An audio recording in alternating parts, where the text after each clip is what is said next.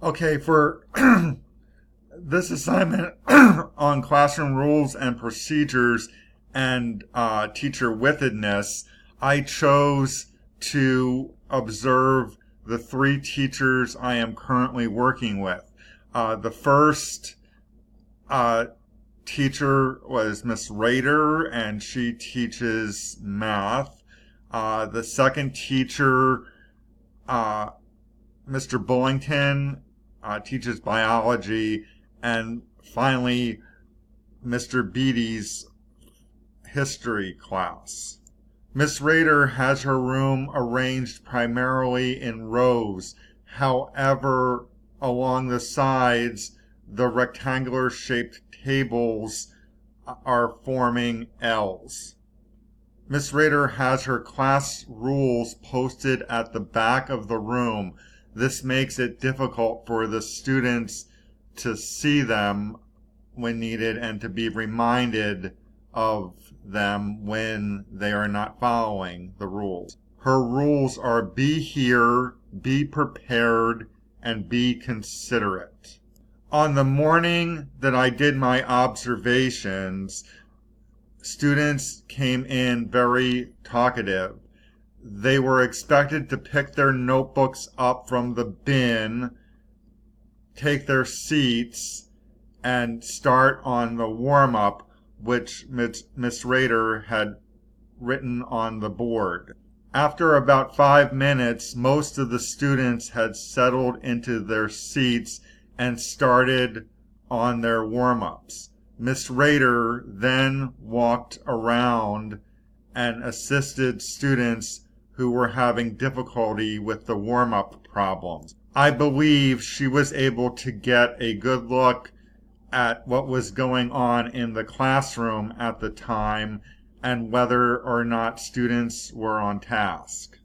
However, while Miss Rader was helping some of the students individually, some of the other students started to get loud and off task again. After about 15 minutes working on the warm-up, Miss Rader went over the problems with the class as a whole. She asked individual students to help her answer the problems on the board. When it was time to start the new lesson for the day, many students had difficulty settling down and staying focused. Miss Rader had to wait several times for the class to become quiet so she could continue. When she would ask one student a question, other students who she did not solicit help from would yell out the answer. The class might have run a bit more smoothly if seating adjustments were made. For example, I would probably not seat the most talkative students together. Overall, I would say Miss Rader had a fair amount of withedness. She circulated the classroom while the students were working and made sure that students were being on task. She also did not try to talk over the students during the lesson, instead waiting for them to settle down and become quiet again. For my second observation, I observed Mr. Bullington, who teaches biology. Because of the subject he teaches, his room is a science lab. Half the students sit on low rectangular tables facing the board. The other half of the students are seated at lab benches around the sides of the room. Mr. Bullington has his classroom rules posted at the front of the room by the door as students enter. They are 1. Show courtesy and respect for others. 2. Respect school and personal property. 3. Be on time and prepared to learn. 4. Dress appropriately and leave electronic equipment at home. And 5, use appropriate language.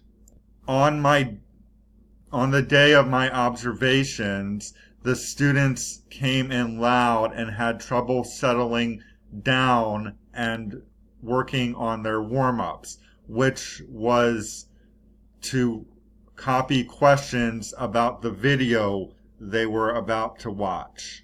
The students then watched the video, which was about evolution and classification. The students were relatively quiet during the video. After the video, students received a worksheet that they were asked to complete independently. During independent work time, many students started to talk and get loud again. One student even started playing music with their phones, which they did not have permission to do. Mr. Bullington asked the student to put the phone away and stop playing the music. During the time that I was observing his class, Mr. Bullington did not stay Mr. Bullington did not move around the classroom and stayed pretty much to the front of the room.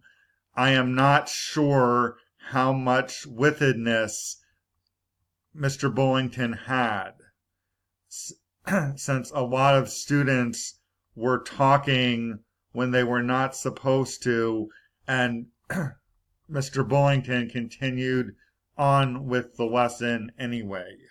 For my third observation, I chose Mr. Beatty's fourth period history class. Students sit in small groups perpendicular to the front of the room. As with the first two classes, students were talkative as they entered the room. After about 3 minutes, when he was ready to begin teaching, Mr. Beatty asked the students to put their cell phones away and settle down. At this point, there were still a few stragglers entering the classroom. Mr. Beatty did not have his rules and procedures posted in the classroom. The first activity of class was a jigsaw. He gave half of the students at each table group a reading marked A. The other half of the groups received a reading which was marked B. Students were instructed to read the paper they were given. During independent reading time, some students started to talk and get off task. While students were reading, Mr. Beatty circulated among the groups and clarified information for students. Because Mr. Beatty was walking around and interacting with students, he was able to get a better sense of what was going on in the room. After about 10 minutes, the students with the A readings were asked to share the information with the students who had read the B article. The B articles, students were encouraged to ask questions of the students who had read the article marked A. Mr. Beatty then asked students to switch roles, and the process was repeated.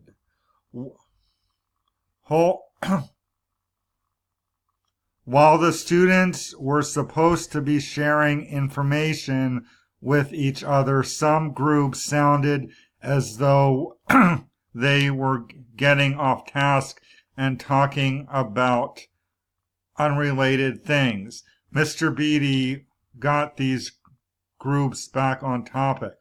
Overall, I would say Mr. Beatty had the highest level of withedness of the three teachers I observed.